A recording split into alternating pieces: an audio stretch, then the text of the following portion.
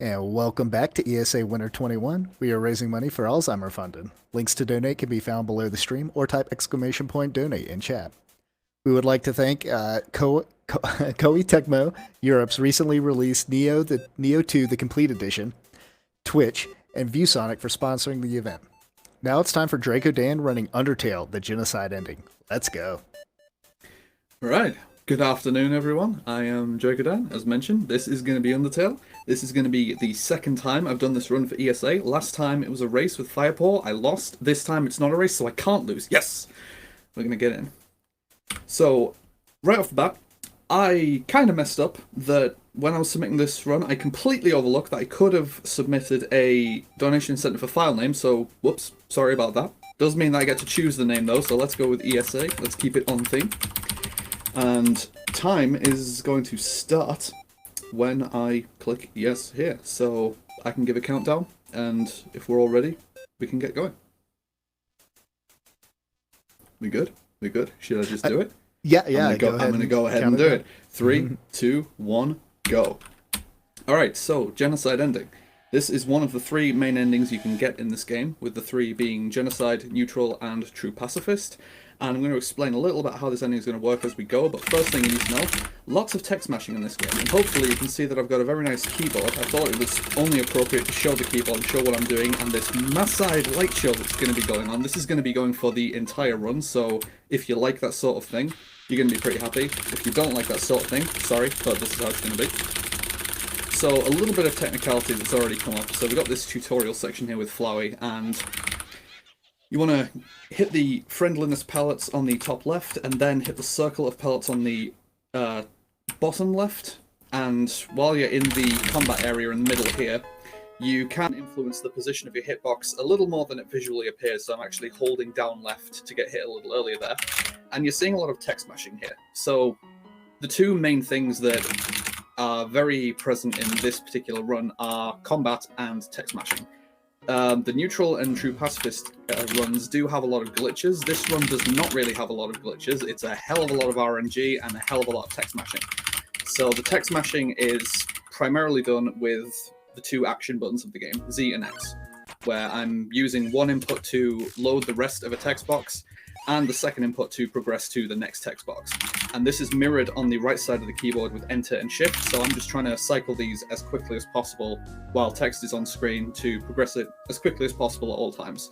You can technically do this up to a maximum rate of 15 text boxes per second, which is literally using an input every frame. This is a 30 FPS game, so if you are completely optimal, you are inputting on every individual frame with no overlap, just perfect symmetry, perfect sequence, and you are doing that optimally. Humans generally don't do that very well, so I think my rate for good quote-unquote text mashing is about 10 text boxes per second, which, like I say, it's a maximum of 15 possible since it's 2 inputs per text box, so 10 is like, okay, I can get up to like 12 on a good day, but I can't like consistently get better than that. There are some runners who are like absolute maniacs who can get above that. Now, the thing about the Genocide run that we're all actually here for, the combat. So the way that this run is going to work is that I actually lock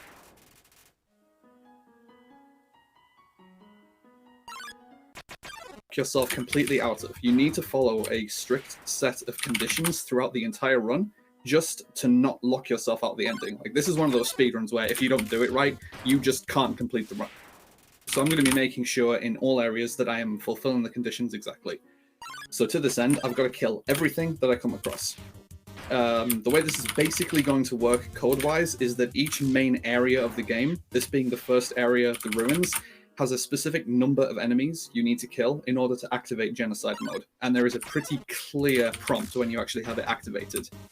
The RNG is that encounters, as you can see, are random. There's currently 2 types of enemies I'm grinding, Whimsons and Froggets. Whimsons, the ones I'm getting a lot of right now, are the better ones because you can kill them instantly on the first turn, whereas Froggets take 2 turns. I believe the encounter tables are actually weighted slightly in favor of Froggets, so the fact that I've gotten more Whimsons so far is actually pretty good so far. There's also a bit of enemy RNG present in the types of attacks they can use. Frogget has 2 possible attacks it can use, with one of them being an animation that I can run into to take damage and end the animation early, which saves a slight amount of time. So this, I believe, is my 8th encounter. I'm going to be able to roughly tell which encounter it is by when I'm going to get my level up. So apparently I've got enough Whimsons that this, I think, should be my 9th encounter. And that means, yeah, I've had a pretty healthy amount of Whimsons so far, apparently. And now the Froggets that are turning up are leveling out.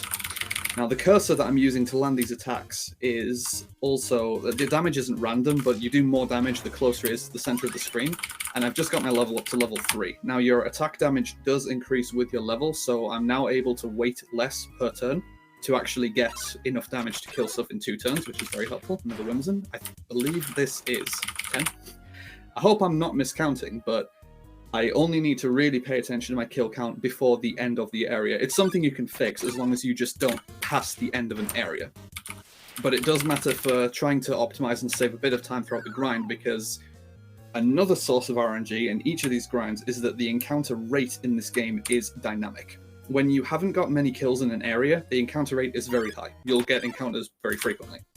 But as you get more kills, the encounter rate starts to decrease, and it decreases exponentially. So the closer you get to clearing out an area, encounters suddenly start taking a long time to get, and then even longer, and it starts becoming to the point where you need to spend a significant amount of time with like 2 or 1 enemies left, just looking for that single last encounter. So the way that we do this area, the ruins, is I get my first 13 kills in this initial area, and now I'm progressing to a few rooms later where I can get a different encounter pool, basically. This room with 3 rocks. Now, the reason I'm transitioning here is, as I mentioned, the encounter rate is going to start rapidly decreasing at this point. So it's not going to be very efficient if I'm only getting 1 enemy per encounter. This room can give me more than 1 enemy per encounter.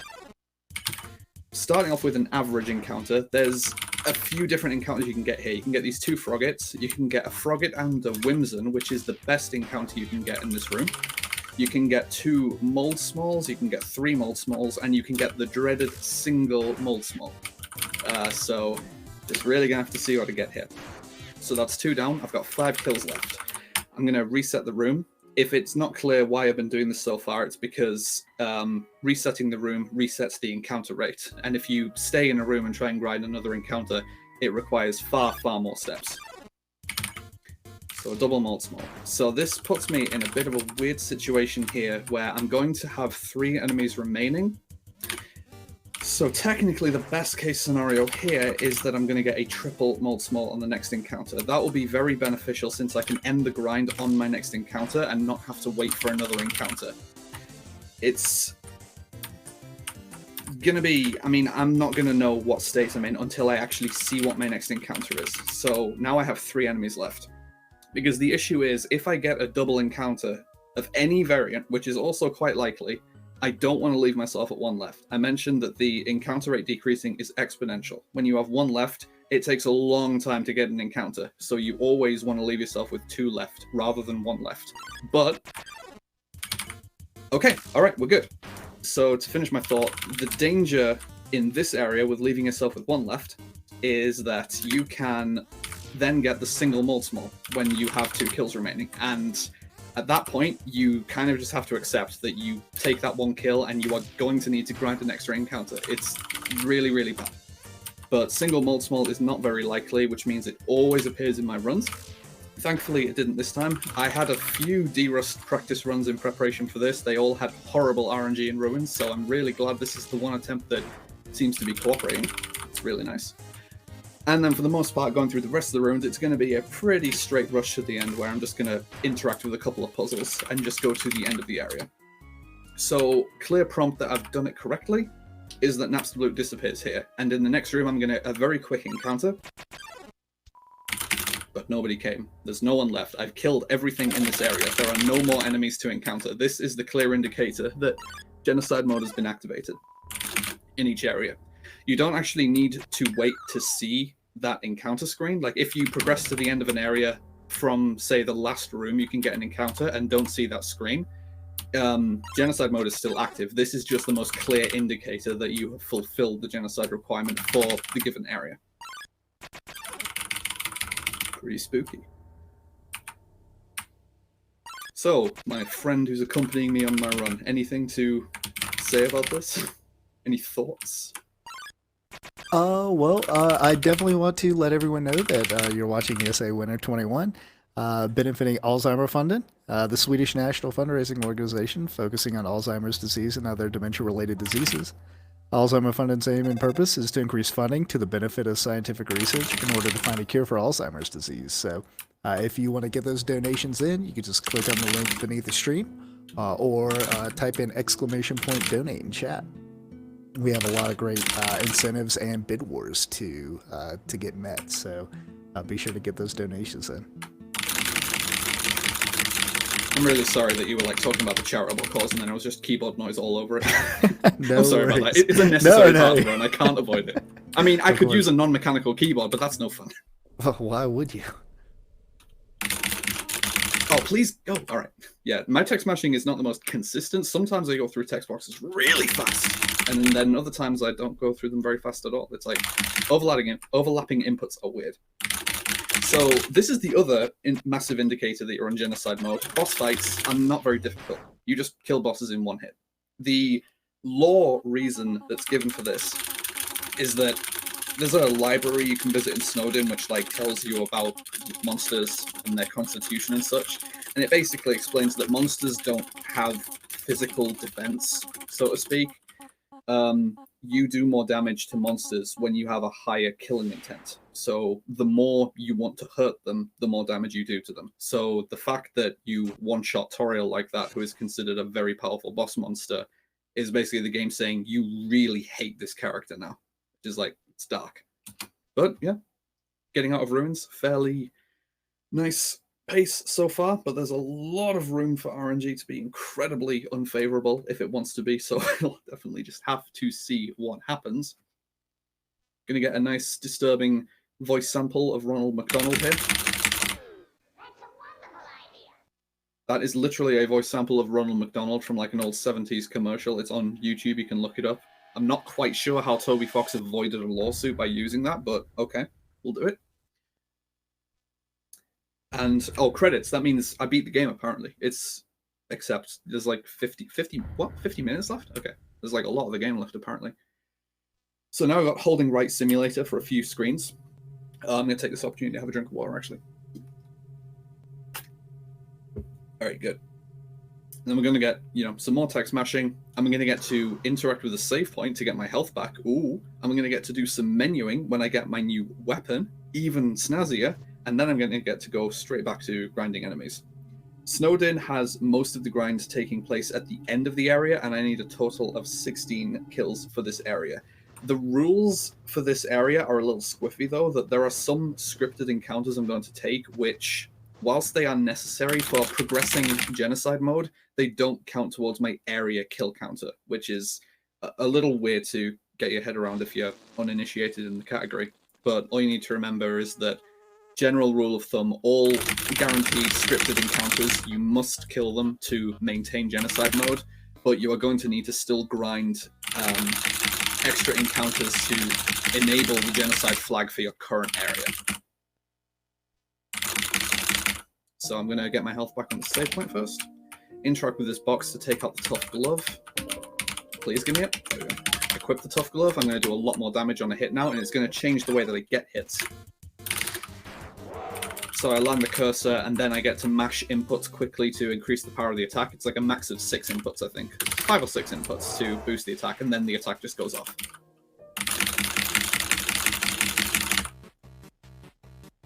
Right.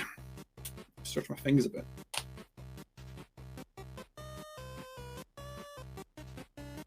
I think it will be pretty possible if you ran this game for hours every single day that you could probably get some sort of repetitive strain injury from this game. So definitely, take regular breaks, stretch and such. I'm sure I don't need to tell that to Undertale runners, but it really can't be understated, or overstated rather, the value of developing good mashing technique. Like, not just so that you can mash quickly, but so that you can also mash sustainably and healthily. Like, whenever I hear about, say, runners saying, oh, I've been playing the game for a long time, my fingers really hurt, my hands really hurt, I'm just thinking that's probably not a good thing, and you should A, take a break, and B, reevaluate how you are mashing, probably. Like, don't hurt yourself playing video games, that's not a good thing.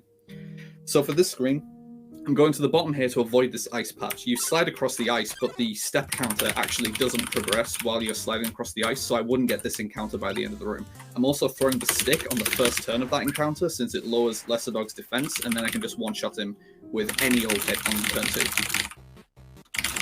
The encounter that I got before that as well, the scripted encounter for Doggo, that's one of those encounters where I was referring to it doesn't actually count for the area kill counter. So I've killed 4 enemies, but my kill counter is only at 3 right now.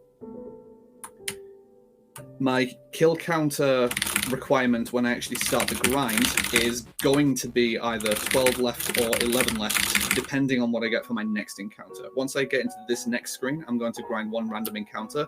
It's going to either have 1 kill or 2 kill. It's a 50-50 shot. It's going to have either 2 enemies or 3 enemies, but there's 1 enemy in these encounters which I will not take because it takes forever to kill this guy. So that's a triple. Oh wow, I'm a fool. I menued to Jerry. Whoops. Jerry's the enemy that I'm trying not to hit, but it's showing you at least why I'm trying not to hit him, that he takes almost no damage. So now I'm going to kill Childrake. The other annoying thing about encounters that involve Jerry, which for this area is now every encounter in the area, is that whenever Jerry is present on screen, enemy attacks last longer. It's about 2-3 seconds, I think, per turn that an enemy attack is lengthened by. So yeah, Jerry really sucks. But I got a triple encounter there, that's 2 kills. That's not favorable at the start of the run, since it's more beneficial to get double encounters, which I can end in 1 turn and just reset the room repeatedly to try and grind quicker encounters, but it's not a huge difference. Now I've got another scripted encounter. This is one that, again, does not count towards my kill count. They can use 1 of 2 attacks. This attack that they're using here is the worst attack to see because the attack animation is longer. This is the better attack. This is a slightly shorter animation. And I'm attacking Doggeressa first because there's another, like when I lowered Lesser Dog's defense, there's another interaction here where if Doggeressa dies first, I'm going to attack Doggerme, and his defense is massively lowered. I can just kill him in 1 hit now with a nice central hit. So yeah, those enemies also don't count towards kill count, so I am currently at 5. I'm going to have 11 left for my kill farm when I reach the end of the area. So rest of Snowdin is really trivial, actually. You just text mash, get through these scenes. Because one of the main narrative differences that takes place in Genocide mode is that puzzles are disabled. Your character has no interest in taking part in the puzzles, and the game basically implies that Flowey is also helping you. He's helping to disable the puzzles to help you progress through the game, because you're actually helping him in this mode. So you either can't be bothered to solve puzzles, or they're already solved for you because Flowey's already done them for you. And now we come to Greater Dog. Yet another encounter which is necessary for the ending, but doesn't count towards my kill count. So even though I'm taking this encounter, my amount required on the next screen where I'm actually going to do the grind is still unchanged. It's still going to be 11 kills remaining.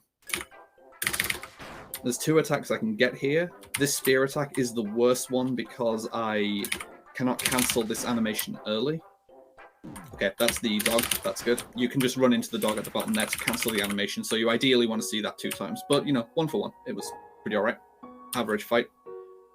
Now we go across the, Bridge of Doom with all the traps, and then Papyrus doesn't spring it on us for some reason. He really should have. He could have just saved the world at this point if he killed us at this point, but alas, he's foolish. Says he's about to activate it and then just doesn't, and doesn't really have a good reason for doing so.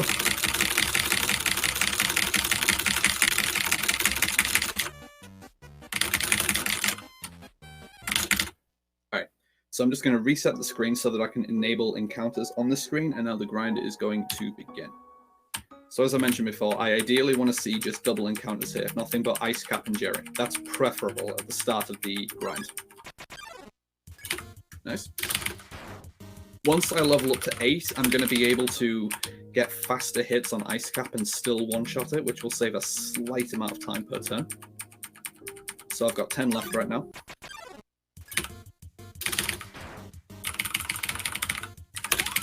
Right, level up to 8. I don't need to wait quite as long to land each hit on Ice Cap now. Got 9 left. You're going to be able to tell, if you're paying attention to the music each time I come onto the screen, that I'm going to need to wait further through the music before I get the encounter. Like you can listen to how the encounter rate is going to gradually decrease. Another thing that I'm doing in battle to aid my menuing is if you act too soon when you're waiting for your movement to start on these soul screens where you're avoiding the bullet hell sections, you can actually accidentally be moving during the previous menu, i.e. when I selected Childrake there rather than Jerry, if I just like hold down before I actually gain control, trying to avoid the patterns, that means when I go back to the attack, the fight menu on the next turn, I'm actually going to be selecting Jerry, because the game still considers me in the previous menu. So I was at 7, I believe. This is going to put me at 5 left, I believe, unless I've miscounted. Someone please feel free to correct me.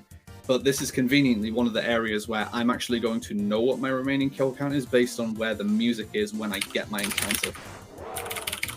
But I'm going into this whoops, miss menu. I'm going into this assuming that I'm going to be at 5 left.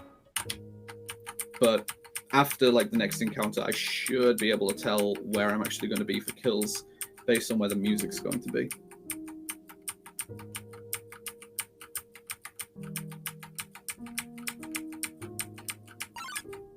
Feels 5 left-ish for me.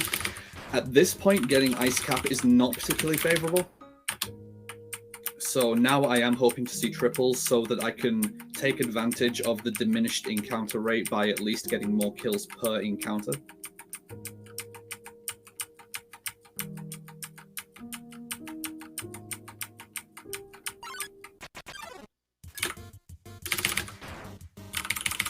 Alright, well.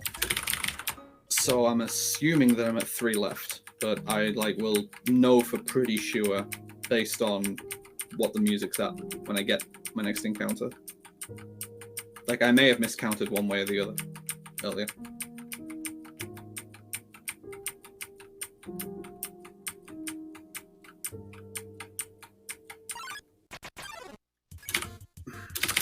I think that's a 3 left, which means I do not want to leave myself with 1. This kind of sucks that I'm getting poor RNG at the end of the grind.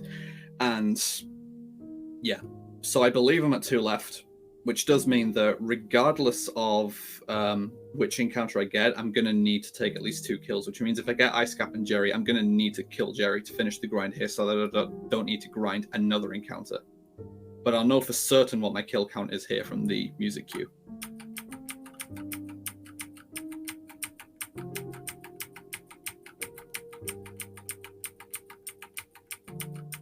Oh, this is a 2 left for sure, yeah.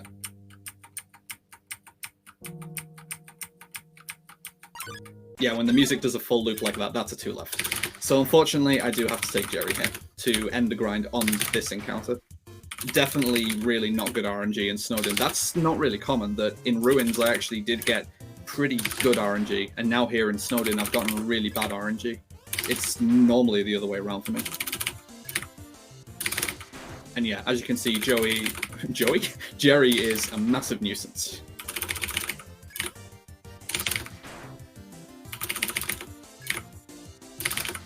I get to finish the instant hit here though. Alright. And there's your indicator that I have enabled genocide mode for the area, that the music in this town is now awful. Take the portal through here to progress through the screen. I definitely didn't forget to do that in my previous ESA run where I raced this with Firepaw. Definitely didn't forget to do that, and I didn't just try and play it cool and act like nothing had happened. People probably noticed. Who am I kidding? And now we're going to have Papyrus. Just like Toriel, this is just going to be a trivial fight. You just one-shot him.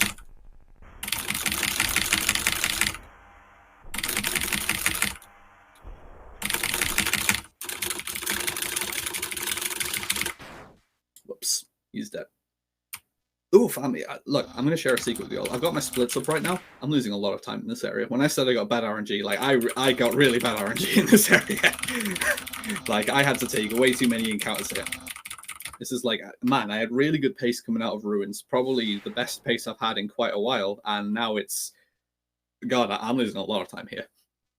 Don't worry about it. It's still going to be a good run. Just pretend it's good RNG. I can just pretend that I'm on world record pace, and then no one knows any different. So Waterfall.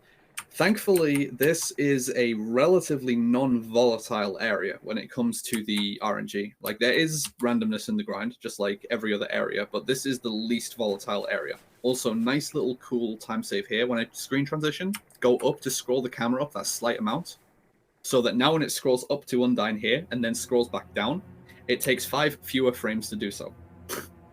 I am pretty sure that I cottoned onto this small time save before anyone else did, and then Tommy Easy confirmed it while he was working on the Genocide task, which is incredible, by the way. If you like tool-assisted speedruns, go watch the Genocide task by Tommy Easy. Wow, it is unreal. It's one of the most impressive pieces of RNG manipulation I've ever seen in a task. Like, wow, it's so good.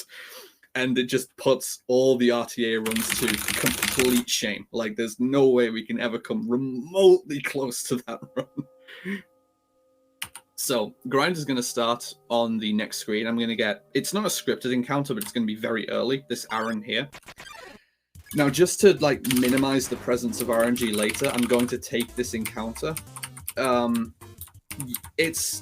You can actually choose to skip this encounter if you want. It's a common misconception that you need to kill every enemy for Genocide, that if you spare anything, you lock yourself out of Genocide. That's not strictly correct. Like, I mean, in the previous area, I was sparing a lot of Jerry's, for instance. You do need to take every scripted encounter, but for the generic trash enemies like these, you can just skip them, and as long as you get the actual kill count, you'll still be on Genocide mode. And I'm taking these encounters even though they take multiple turns, because I want to minimize the number of random encounters I'm going to need to take during the actual grind, because you can get some really bad RNG during the grind here. And when I mentioned that this is not a particularly volatile area, part of the reason for that is because if you take more encounters at the start here, where you have extra chances and where you're going to get some guaranteed encounters, you can decrease the number of random encounters you're actually going to need to take. So, spear chase with Undyne. Yeah, just avoid the spears. Your hitbox is a little disjointed based on where your character model actually is. The top of your head doesn't actually have like a solid hitbox, whereas the bottom half of your body is a lot more prone to getting hit. I think the hitbox actually like extends past the bottom of your feet slightly. Basically, it's much easier to get hit on the bottom half of your model as opposed to the top half, so it's not too uncommon during that chase to actually see a spear go straight through the top of your head and it doesn't actually do anything. But as you can see, getting hit by one of those, it only loses a couple of seconds each time. It's not a huge deal. And it can give you some damage, but you shouldn't really be taking that much damage in Waterfall either, so it's generally not the worst thing in the world. So, in a couple of screens' time, I'm going to be getting another weapon. And even though aiming with my first two weapons, the stick and the tough glove, it's been trivial, from next weapon onwards, where I'm going to get the ballet shoes here in a couple of screens, getting high quality hits actually does become very difficult and surprisingly technical, where you're going to see what the hit cursor is going to turn into once I get it. I'm going to get an encounter on the screen before I leave. It is going to be 2 mold smalls, so I'm going to be at 4 kills for this area. Kill count for this area is 18, and everything in this area counts for kill count. So just work through this attack, get one more kill, get me ballet shoes, and get out of here. Alright, nice.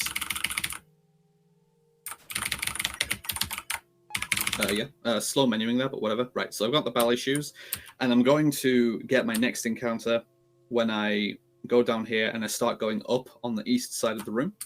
It is a random encounter in that there's a few things it could be. There's 4 different encounters it could be. I don't want it to be a single Aaron, but can't really help it if it is. Okay, that's actually the best encounter. It's just a double that I can take in 2 turns. So this is going to put me at 6 kills. And as you can see here, the way that we now do these hits is you get 3 separate cursors, and you want to land them as close to the center as possible. You do get a damage bonus for landing it dead center. And landing at dead center is a frame-perfect input. This is a 30 FPS game. You've got 1/30th of a second to land each cursor dead center. And you get a big damage boost if all 3 are dead center. 2 dead center. That's good. So that was a double frame perfect input there, for instance. That puts me at 7, I believe. Yeah, I am literally already at 7. See, this is bewildering to me. Like, I tell myself I'm at 7 kills already. But in the past, I've been in the habit of skipping the first 2 encounters, so I'm like, 7? No way. That's like, it's way too early for me to be at 7. But no, I actually am at 7 kills. That's incredible at this point of the grind. And now we have to escort Monster Kid Little here. He's irritating, he keeps striking up conversations. We've just got to text smash through them. We do get to try and kill him later, though, so that kind of makes up for that. I say try to because he's probably like the only monster in the world that we don't successfully kill, which is like, man, rough. Can't win them all. So interesting tidbit on this screen, I'm currently holding right, up, and down. If you're holding both up and down on the screen, you move twice as fast for reasons. I'm assuming it's something like the game can't actually make your up or vertical speed be applied, so it instead applies it to your horizontal speed, something silly like that. But yeah, you can move a lot faster on that screen for weird reasons. So now we're going to get the second chase scene with Undyne. Kind of like the first spear chase, but this one is a lot easier to both manipulate the positions of the spears and to do perfectly. Like in the first spear chase, I had to hesitate for a slight bit to make sure I didn't get hit by a spear, and I still ended up getting hit by a spear. But in this section, the spears are going to come out on random points of the floor, as you can see here. They're always going to correspond to the direction inputs that I'm using. Like, it spawns the spears in the direction of the inputs you're holding on the frame that they spawn. So I'm going to be able to, on each volley, actually misdirect the spears here, where I'm holding up right there, so it spawns them above me, and then you just change direction. And you can avoid them really consistently by doing this.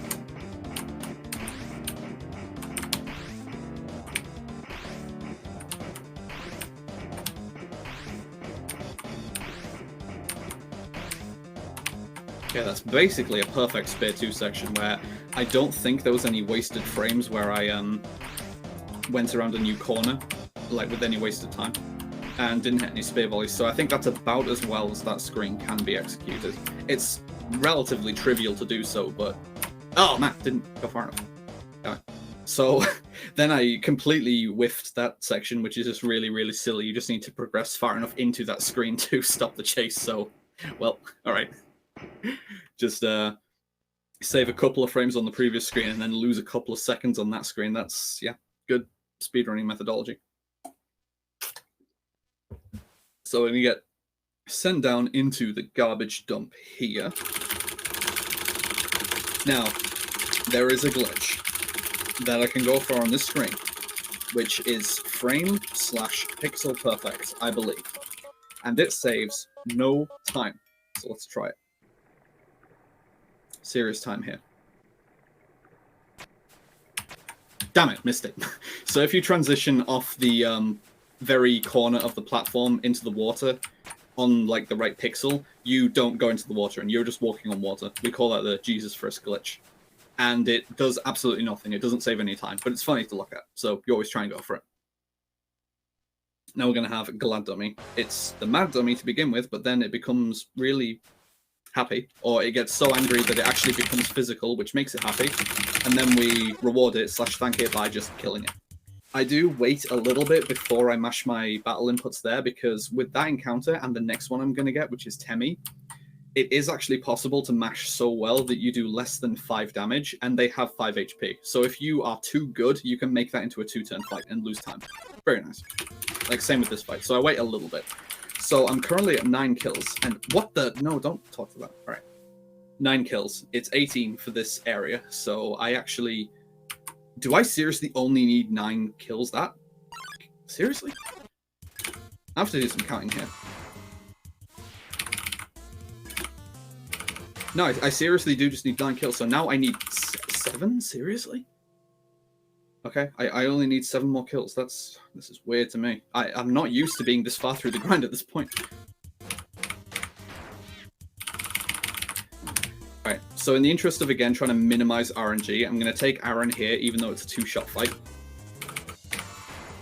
Even if you get all 3 hits dead center there, you still don't one-shot Aaron, and you still don't one-shot Aaron even after you get a level up.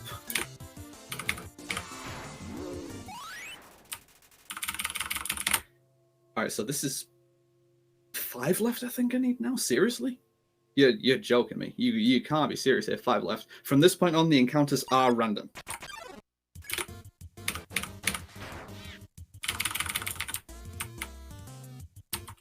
This is a good encounter, though. It's a double, which I can take in 2 turns.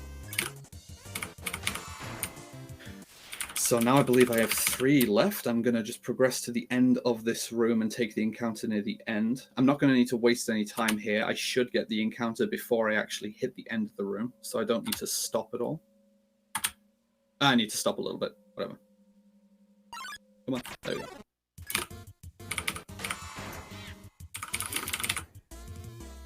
What do I do here? I not be stupid. That's what I do here. I take the encounter.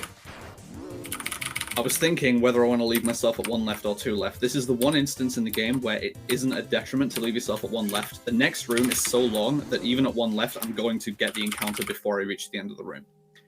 But I was wondering if I want to leave myself at 2 left to try and go for a faster next encounter, potentially, from not needing to take an extra turn on Aaron there. But it is possible to get a single encounter in these areas. So if I leave myself at 2 left, of course I'm going to get a single encounter and need to get another encounter. So now that I only have 1 left, it's actually better for me to get that single encounter. Ah! Wow, this was an amazing waterfall. Oh my word. This waterfall was actually sick. Sick nasty. Let's go. Alright.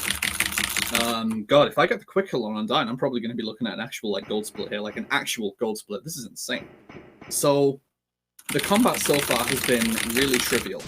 The boss fight that's coming up here, Undyne the Undying, is anything but trivial. This mode of the game, Genocide, is famous for having 2 very difficult boss fights. Undyne the Undying and Sans. I think a lot of people know about these 2 fights, especially the Sans fight.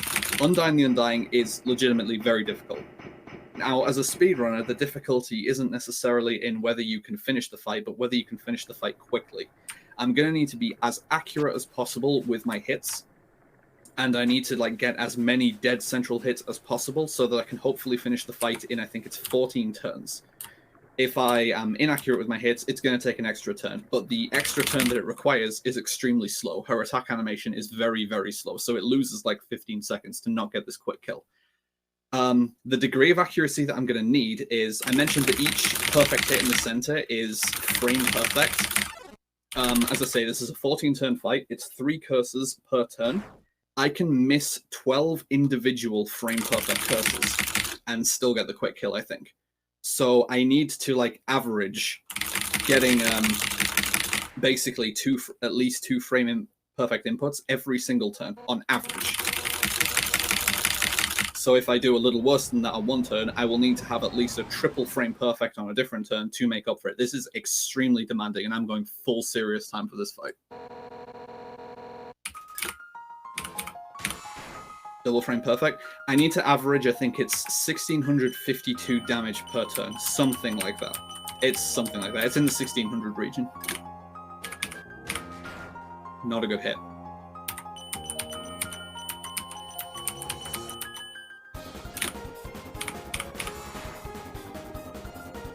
I'd be getting 1700s if I got triple frame perfect.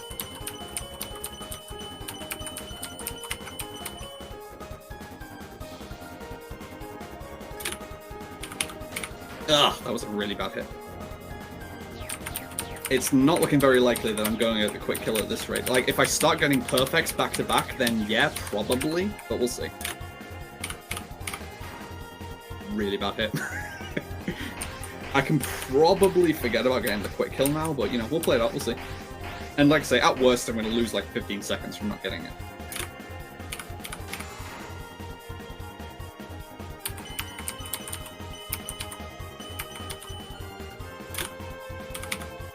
Nice, there's a perfect.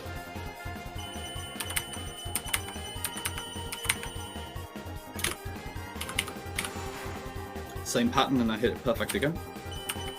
The patterns that I get for the curses are random each turn, so you just kind of have to react to it.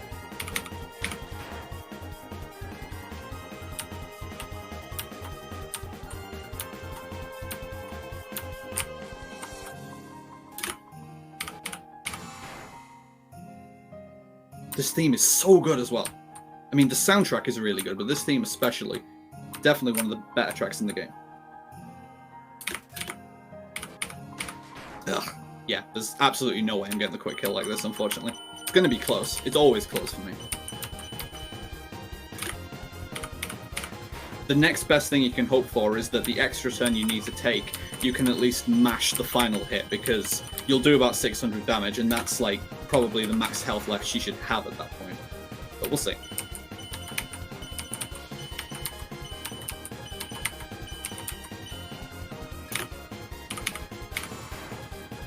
Yeah, I should be able to mash this hit. I'll be a little safe with it and get the first cursor good, but I'll mash the remaining two just to save a little bit of time, i.e. less than a second. Yeah, that's fine. Alright. Oh well, I almost never get quick kill because I'm really inconsistent at it.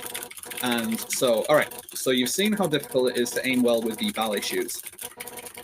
The final weapon that I'm going to get to finish the run is the empty gun. Once you go into Hotlands/Core, you've got a choice of two weapons you can take. You can use a glitch to get the burnt pan early, or you can stop off at the shop and get the empty gun. I just prefer how the empty gun plays, even though it's slower to pick up. I just find that I'm more consistent at getting good hits with the empty gun because I prefer the speed that the cursors approach at.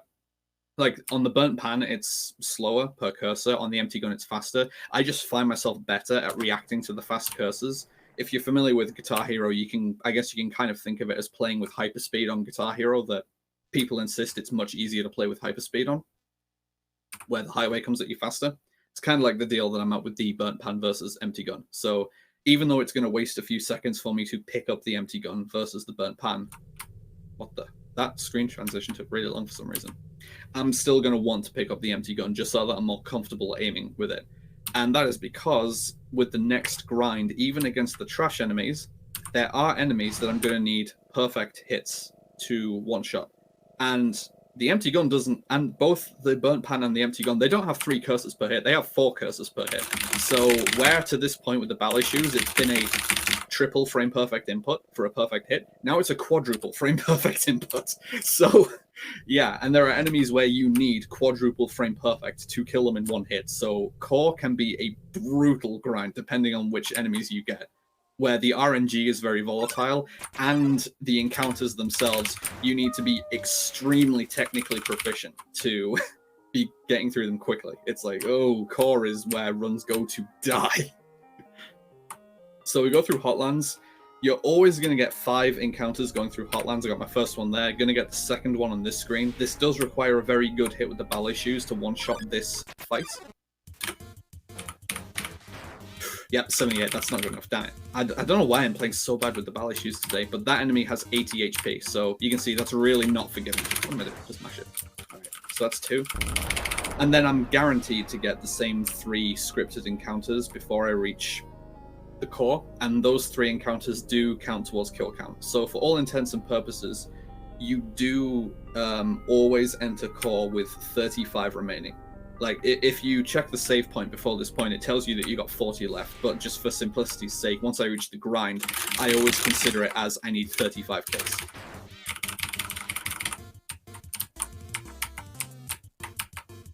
Okay, just, yeah, trivial, avoid these attacks, and then I take a hit because it's trivial. And then we carry on. And it's just, you know, some more screens of some silence. It's really not too much going on here. So if there's anything to say, any comments to make, any shout-outs that need making, now is a good time for it. Well, yeah, we do have an anonymous $5 donation that says, "This donation to the Alzheimer's Foundation fills you with determination." And that donation goes to the Crash Mind Over Mutant Any Percent run, Crash Shorts, or where chat can choose Crash's shorts and hair color.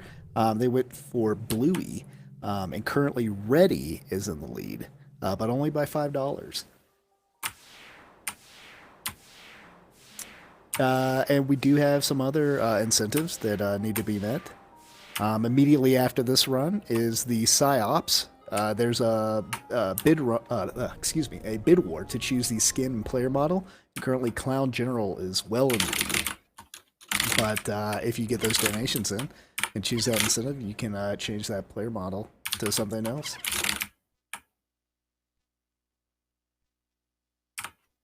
later on in the marathon. There's also the Donkey Kong Country 2 any percent run. There's actually a couple of incentives to meet. There's the $500 goal for a team up animation glitch exhibition.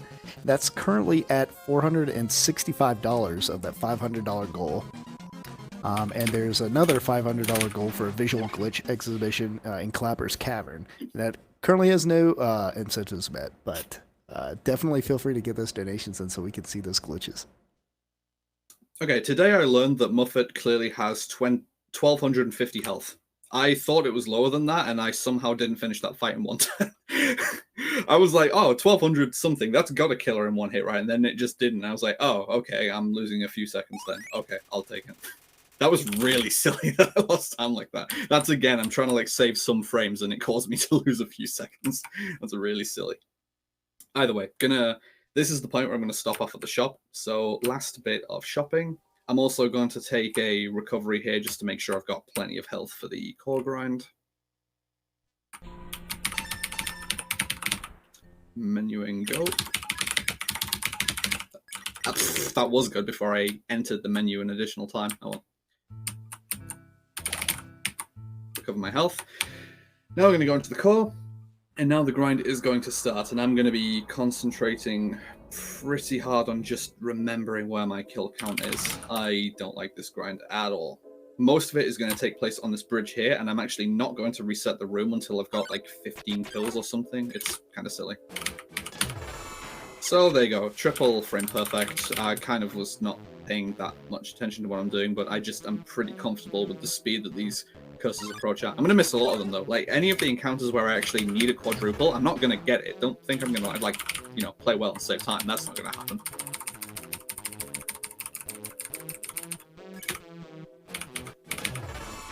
So 3 kills. The first 9 kills that you get here, they are guaranteed encounter order. After that point, the encounters are totally random. So I'm going to get like 9 kills where I expect exactly which monsters are going to appear, and then RNG has the opportunity to completely dissolve any lead that you have in a row.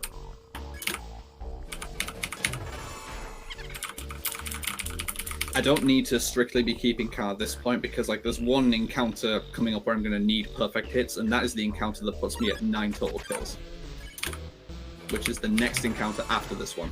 These enemies are pretty trivial. You can see that I'm getting like decent hits where maybe 1 or 2 of them are frame perfect, and I'm killing these enemies in one shot. But the next encounter is going to have trash mobs where I need quadruple frame perfect inputs to one-shot these guys, Night Knight and Magic. So once the randomness starts, I don't want to see these guys. They're really bad if they turn up random. Awful hit. This next hit needs to be good just for me to two-shot this Night Knight. Okay, that'll do. Hopefully I can get a quadruple on this Magic and kill it in one hit, but we'll see. Not even close. Should be able to kinda, sorta, mash the second hit, though. I don't need much damage to finish this off. Alright, so now I'm at 9. Now the encounters are random. Now I'm going to start actively paying attention to how I'm counting up. I need at least 26 before I leave this room. Okay. Normal double. Just a normal 2-turn fight. This is what, statistically, most of your fights in core should look like this, which means they don't look like it in my runs and I get worse RNG. You know how it works. So now I'm at 11. Please just, look, just don't give me Night Knight Magics. Just, and you can even get a single Night Knight or a single Magic as well. So it's like, it can be even worse than that. That's the quadruple, and that was a really difficult input order to actually get there as well. Let's do it again. Alright, well, can't do 2 in a row. That's being way too good at the game. But that's, yeah, like you see, you get a huge damage boost when you get a quadruple, and that is what allows you to one-shot these enemies. So this is 13. Stop giving me those encounters. Just show me the little weak guys. Come on, do it. Don't give me this. Don't give me this. I'm telling you, this happens every run. That like you reach core and then it's like, oh, you need good RNG. Nah, not allowed. You don't get good RNG. Run's dead. Well, at least I two-shot that. Neither of those hits were very good, but clearly they must have 240 HP. What on earth was... Alright. I'm not allowed... Once this runs over, I'm not allowed to run this category anymore. That was an atrocious hit. I kind of made up for it with that. So now I'm at 15. After my next encounter, I'm going to start resetting the room to try and get faster encounters.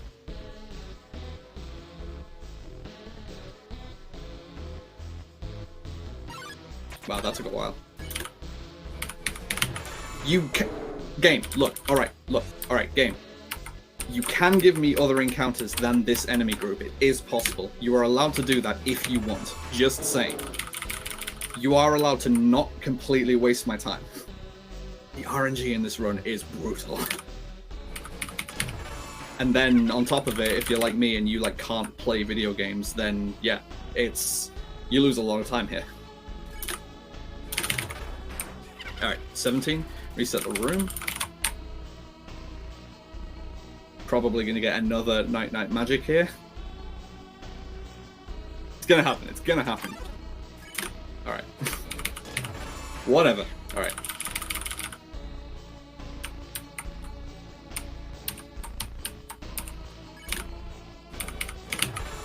That was almost a quad, and it doesn't even matter if I quad that enemy. That should be 19. My worst fear is that I miscount in this area. It's actually really bad to miscount in this area, but I'm pretty confident I'm at 19 kills right now.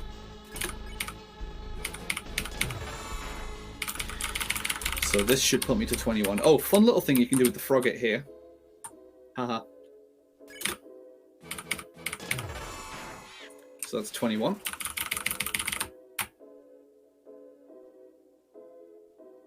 I would really like to see a triple so that I can get up to 26 faster in one fewer encounter, but that would require good RNG. So it's not gonna happen. This is going to put me at 23, which again, I really need 26 at least before I leave this room. Like if I leave at 25, it's like that's not gonna work out for me being able to maintain good pace. So I'm at 23 now. If I get another generic double, I'm going to get 25. I will need another encounter before I leave this room. I can explain why when I get to that point. Just give me a triple. About the RNG. But this is going to put me at an even number, so if I get a double next encounter, I'm going to be at 26. I'm so lucky. This RNG has been absolutely god-awful in this area. I'm serious. Like, Ruins was pretty good.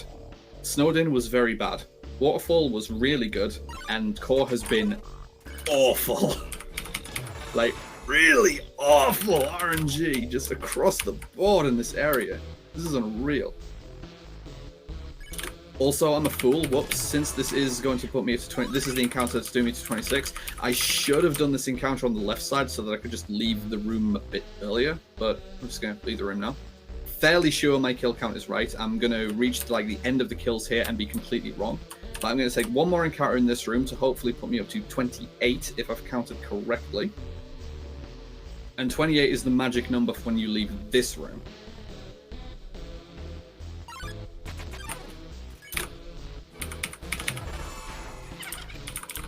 It never ends. It never ever ends. The bad RNG. It's not possible to get good RNG in this game, dude. I need one more encounter again before I leave. Oh man, don't. Oh. Just, I get to go to bed after this. Just stick it out for another 14 minutes approximately.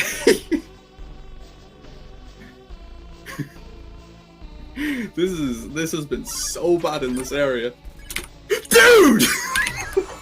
Another single! I've never had such bad RNG in this area.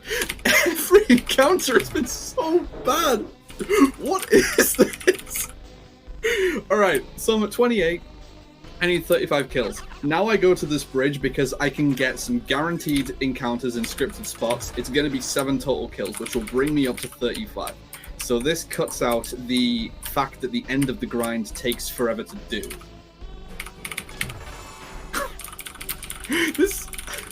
I can't believe this round. It was so promising to start with. This is the picture perfect example of what a lot of my legit Geno attempts would look like, where it's like that good ruins I had at the start. That might take me a lot of resets to get that, and then it's like, oh cool, I've finally got a run on pace, and then your RNG in the later parts of the run, it's like, oh, it's whatever, but I might be able to pull it back, and then you reach core, and it's just through the floor. So I don't get it. I don't understand this game. How core just gives such bad RNG every time. It's beyond my understanding. That is the last Night in Magic, though. Oh my god. Now it's a triple. The only triple I've seen, and it's the scripted one. And this should put me up to 35. I will know if I'm definitely at 35 when I do the backtrack. I'm going to get a but nobody came message. If I don't get a but nobody came message, it means I managed to miscount and I need to waste a ton of time grinding for another random encounter, which will just crown off this awful segment of the run. I'm also going to now re-equip the ballet shoes because, it should only be 2 remaining boss fights in the game. And the ballet shoes is actually faster to have equipped because these aforementioned fights do not have actual combat. Like, I don't need to aim accurately, I just need to land attacks. And the ballet shoes actually has the fastest animation for each attack. Like, it's a non-trivial number of frames faster every time you use it. And for the final fight in the run, which is Sans, you use the fight menu a lot of times. So it really does add up to some decent time save, like in the region of 10 seconds. This fight, however, it's just a one and done. You just kill Metaton, it's like, yeah, it's forever. Well, Draco, this has been an amazing run that has filled me with determination. I definitely love Undertale. But I've got to run. Don't worry. I'm going to leave you all in the very capable hands of Phenomenon. Thank you all so much for the very generous donations to, again, a very worthy cause. Please keep those donations coming, meet some of those incentive goals, and enjoy the marathon. Thank you very much for joining me. Cheese Soda Punch, you have yourself a lovely day, evening, whatever it is, in your current location. Likewise, thank you.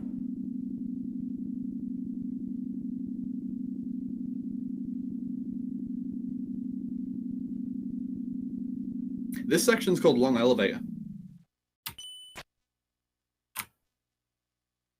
All right, now we're in New Home. Gonna be in New Home. Need to, progress through a few more screens. Get a couple of keys in New Home itself. Do a lot of text mashing when Flowey keeps coming to bother me. And the text mashing on the Flowey scenes is actually a little different from the text mashing in the rest of the game, where, like, I don't really know how to explain it well, but the game pulls inputs differently, and you basically just mash the keys as quick as you can in no particular order to get through this section of text mashing quickly. Hey, Draco, this is Phenomenon here, your new host. Good afternoon. Got a couple donations if you'd like to hear them. Yes, please. I'm going to be text mashing a lot, so I apologize for just clack, clack, clack through the donations, but please go ahead. No worries. Being loud is one of my strong suits. All right. We got $10 from Unphobic saying, hey, Draco, glad to see you running Undertale once again. Good luck with the run and show us your determination.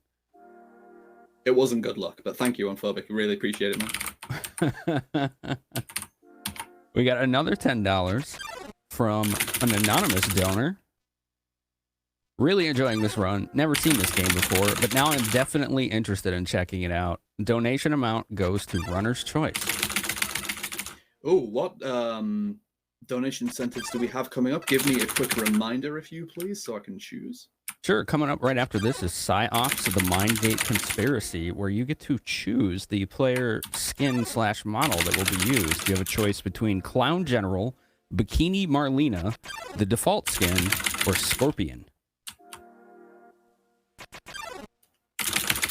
Got any other choices coming up? Sure.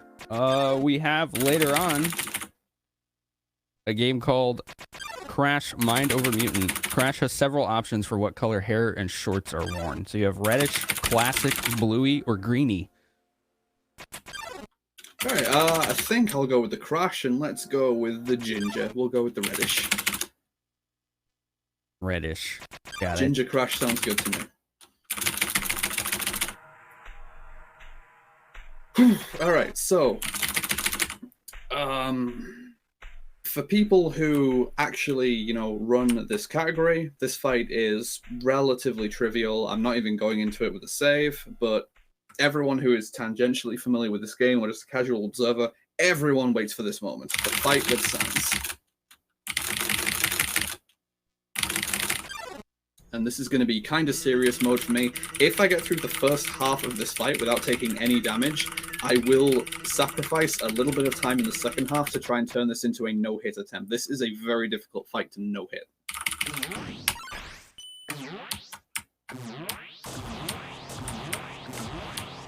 Okay, got past the first attack without taking damage, so I can actually attempt a no-hit now.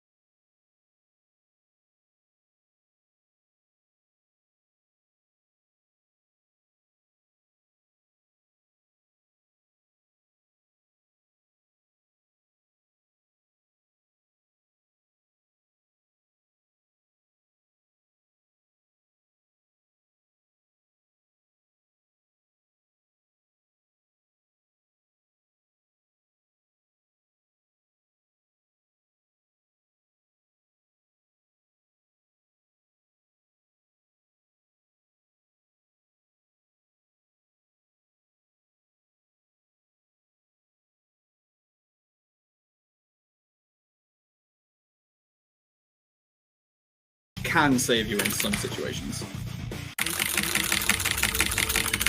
Alright, second half of the fight.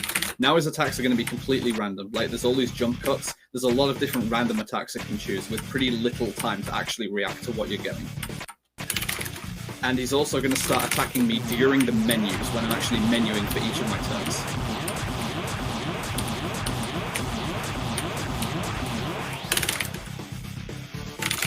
Anytime that there's like a menu bone there, where in the middle of where it's going to select after I go fight, anytime that appears and I don't take any damage on that turn, that's actually a frame perfect input. Like I menued on 2 consecutive frames to select the menu and then to go on the very next frame. So I've got 0 frames of contact with the menu bone. Not that variant, the one that appears in the top left of the text box. Anytime that's up and I don't take any damage on that turn, that's a double frame perfect input. 1 frame there. So like I missed 1 frame there because I took 1 damage. I believe. There might be like more sophisticated Undertale runners in the chat being like, no, that's wrong, how dare he supply false information? But I don't know. I don't know how to win this game. Like, ooh, I'm gonna have pretty little health for the end of the fight. This is gonna be interesting.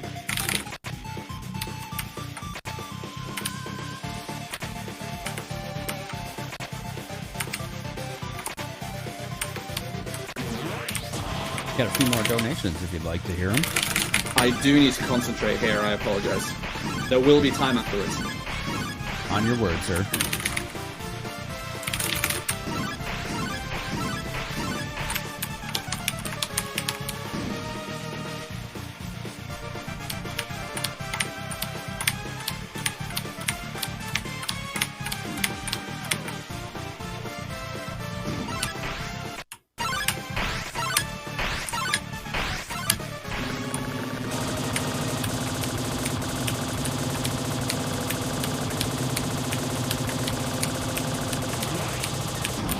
Alright, donations go, and now I can cry internally. At least I beat the game. There's still some run left, but that's actually the challenging aspect of the run over now. You got it. Gauntlet Wizard coming in with $25, putting it towards, I believe, Tail Concerto, any percent. Risaka Boss Softlock Incentive. Another $30 from Pilly. Despite everything, it's still you. Smile. Very And good another quote. $25 from Athrin Talon saying, love seeing one of my favorite games taken apart, especially with a full genocide run. Keep it up, Drakodan.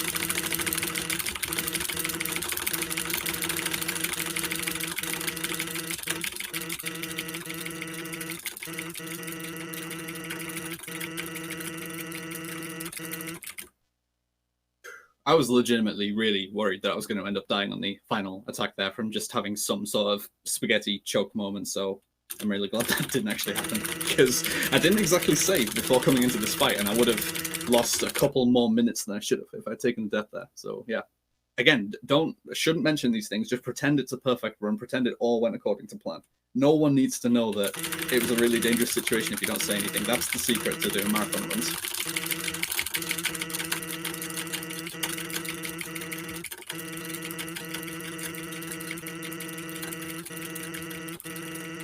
And once Sans gets bored of giving us a lecture here, talking about how he's just going to take his turn forever so we can't take our turn and kill him, he'll eventually fall asleep. I will get to move the combat box over to the fight menu and actually try and flick the last hit to him.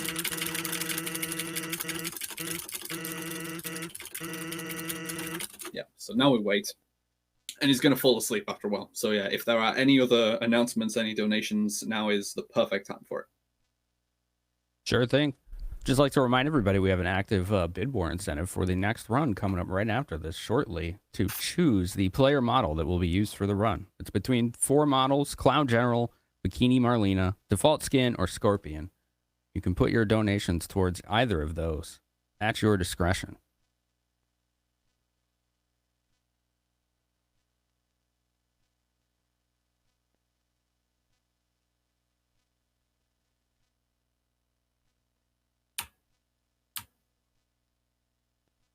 Real talk, do nothing sections like these are the best part of doing speedruns. In some cases. Especially like in stressful runs where it's very technical and lots of inputs per minute. When you have a do nothing section like that, it's legitimately really nice. Oh no, I missed! I can't kill him! Oh wait, yeah, I killed him. And then it's not even the player that does that, and it's like, ooh, it's spooky, the game took an action without you inputting it.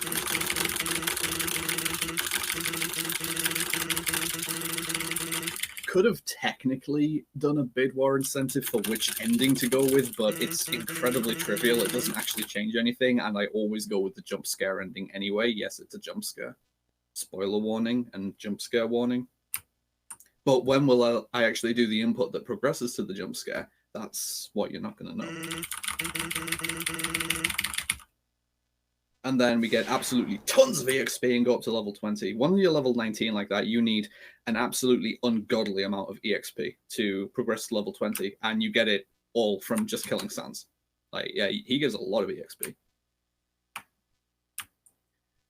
Now we've got Asgore, and this, by all rights, should be the final boss, but for some reason he didn't absorb the human souls, so he's no match for us, and we just... And he doesn't want to fight in the first place, and we just mash straight through him. Look at how much damage I'm going to do to him here. Also, I've got no option for Mercy in the bottom right. Take note of that. And, yeah, that's a lot of damage.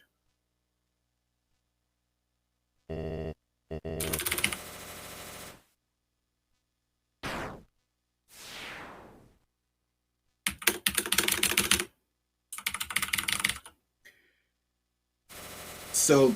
the rest of the run now is just progressing text. As I mentioned, that Sans is the end of the actual technical aspects of the run, the difficult combat-driven part, and now I am just progressing text until I get to the final text choice, which is the point where the run ends. So, once again, any other donations or anything to say, it is more than welcome at this point. Sure thing. Just letting folks know that there are prizes that were donated by ViewSonic that you can win during this marathon. If you donate $25 or $35, and that is cumulative, so if you use the same info for each donation and eventually reach those thresholds, you are entered into a raffle to potentially win those prizes. Two pretty slick monitors there. Do the command prizes in chat to get the link, or just go to prizes.esamarathon.com.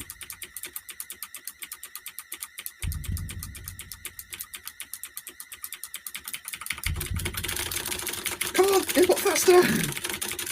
Unfortunately, I can't progress this text. I can't make the text scroll faster. All I can do is try and make the next text box appear on the earliest possible frame when each one ends. So you just mash the single key as much as you can.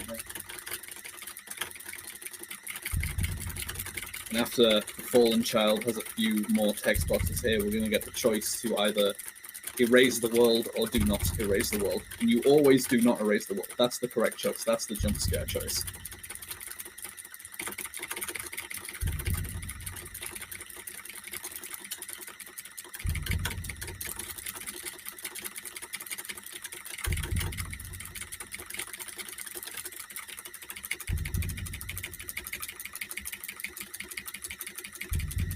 Move on to the next. Yes or no?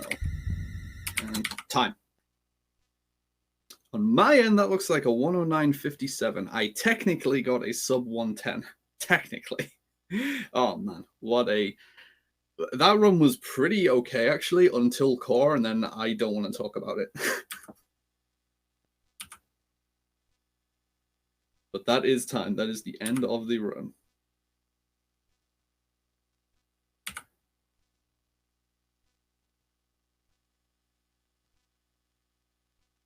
I'm just going to wait an undisclosed amount of time before I, like, you know, do another input. As I say, there may or may not be a jump scare here. Like, jump scare, quote unquote, but it's like, it's nothing that special. Ah, no. The game does hijack control of the game window there, though. That's pretty spooky. And then that's a hell of a lot of damage. And that's done to, like, you, the player, / you, the world. And then the game closes. Like, game's gone. That's it. Literally, the game's over. Thanks for joining, fellas.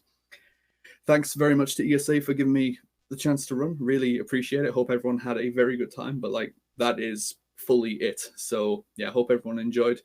And I will take my leave, let you start getting set up for the next game. Good luck to all the runners coming up in that, and I'll see you guys later.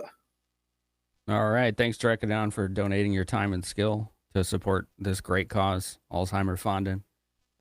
Coming up next is going to be PsyOps being run by Kanalo. Bid board is still active for you folks out there. So you still have plenty of time to get those bids in if you'd like to choose the character model that is going to be used. But yeah, we're going to kick it off to an intermission here real quick. Play some tunes.